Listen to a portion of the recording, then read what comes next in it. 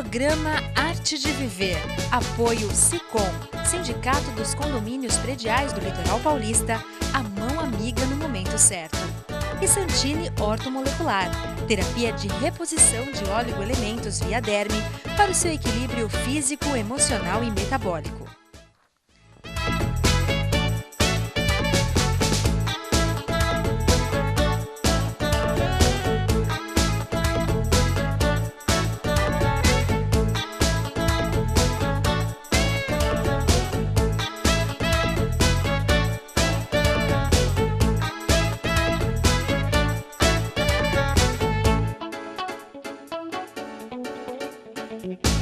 Olá, está começando mais um programa Arte de Viver e hoje eu converso com Ana Carolina Steca, psiquiatra, sobre álcool e outras drogas. Enfim, vamos falar bastante sobre dependência química.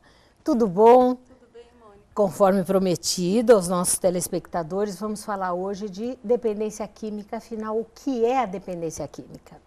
Dependência química é quando a pessoa perde a liberdade diante da substância, né? Então, quando ela não consegue mais escolher quando utilizar, como utilizar, quanto utilizar, aí a gente fala em dependência química, né? Dependência, para a gente caracterizar se a pessoa é dependente ou não, a gente não leva em consideração a quantidade consumida, a frequência. É claro que é mais comum que sejam grandes quantidades, mas Sim. não necessariamente.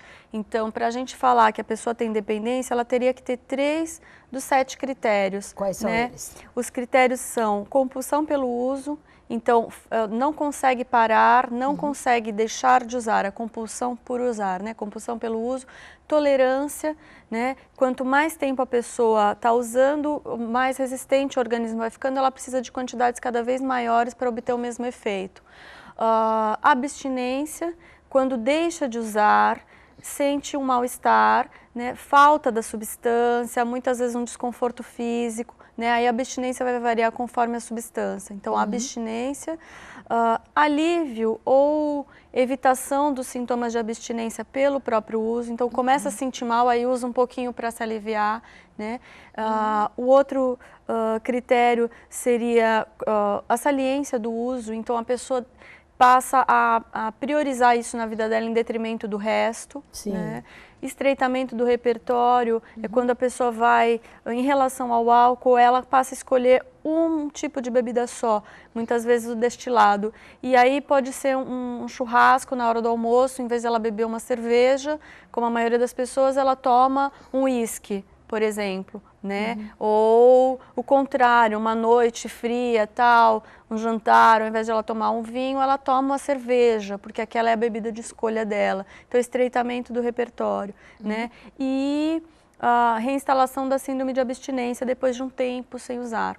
Como assim? O que quer dizer isso, reinstalação? A pessoa, vamos supor, ela tem aquele padrão de uso, ela é dependente. Aí ela interrompe o uso, para de usar, fica meses, anos às vezes, sem entrar em contato com aquela substância.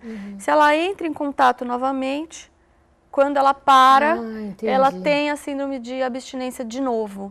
Né? Então, a gente chama de reinstalação da síndrome de abstinência depois de um tempo. Se a pessoa tem 3 desses 7 critérios, a gente já fala em dependência.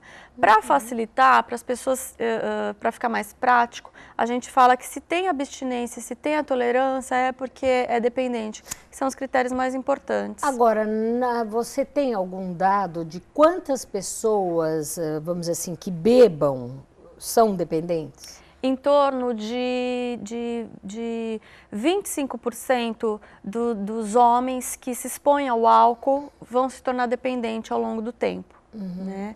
Então, a dependência de álcool, ela demora muito tempo para se instalar.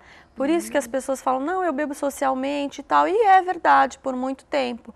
Mas a partir de determinado momento, ela já se tornou dependente. Eu achei que a dependência era uma característica genética, não é? Não, existe uma predisposição hereditária para a dependência, né? Então, quem tem parentes de primeiro grau, pai, mãe ou um dos irmãos, tem 4 vezes mais chance de se tornar dependente, exposto àquela substância. Então, é a predisposição.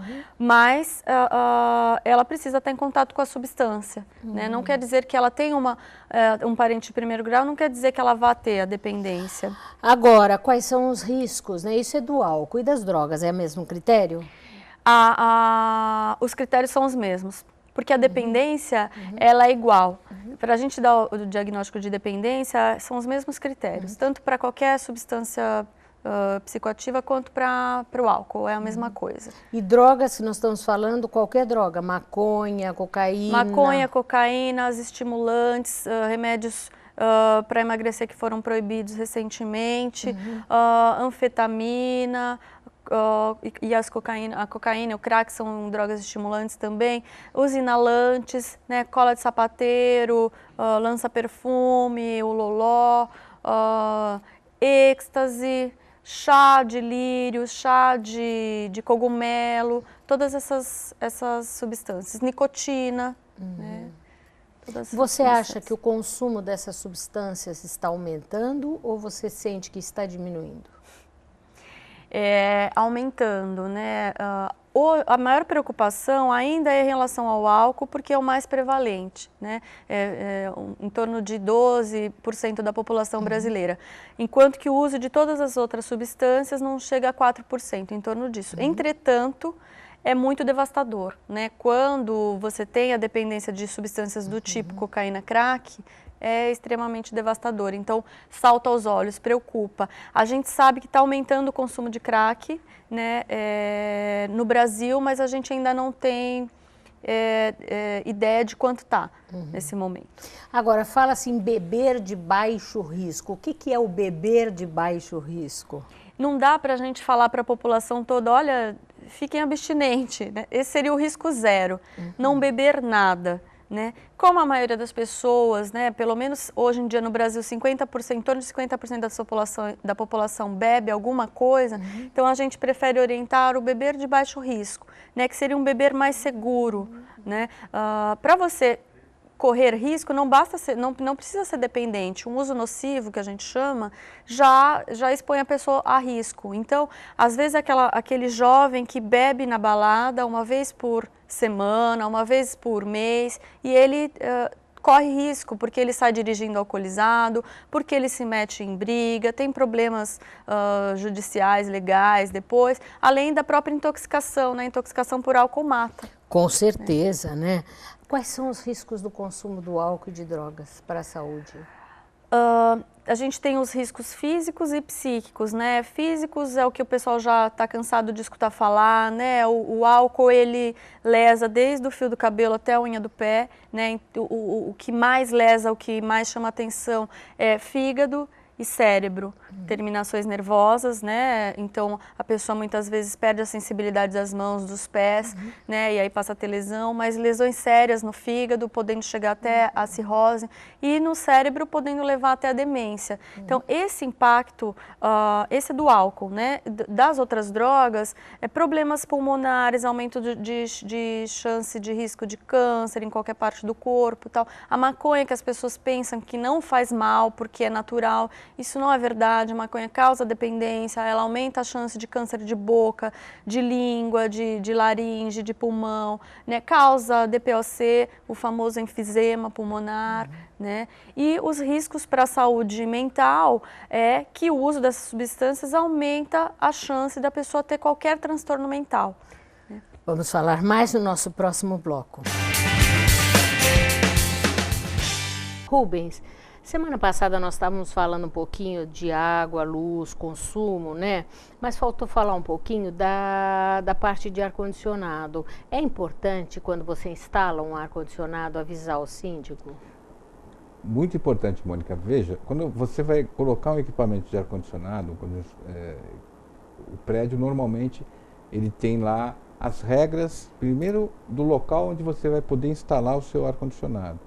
Isso já é um aspecto até estético, mas que acaba gerando problemas se você não fizer o questionamento.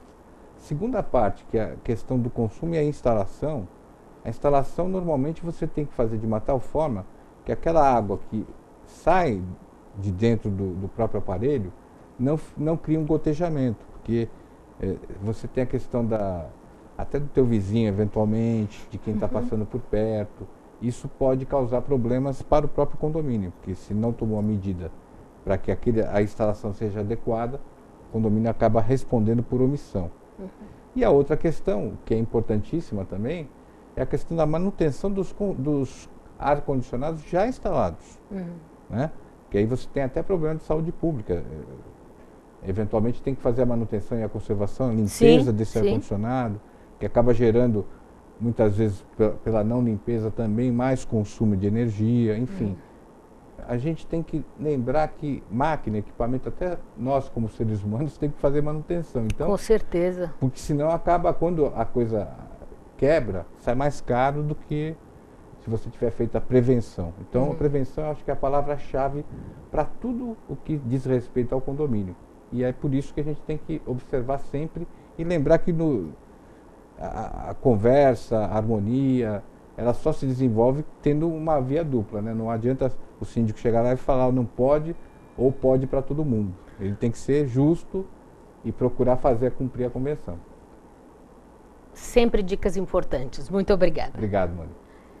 Não saia daí, nós já voltamos.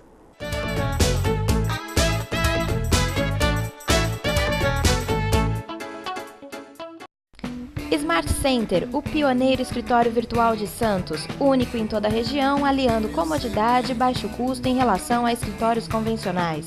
Você pode locar salas executivas, de reuniões, auditórios, workshops, cursos e treinamentos. No Smart Center você conta com apoio e organização dos eventos do início ao fim, infraestrutura adequada e equipe especializada. Não perca tempo nem o foco dos negócios. Conheça o Smart Center, o escritório virtual definitivo.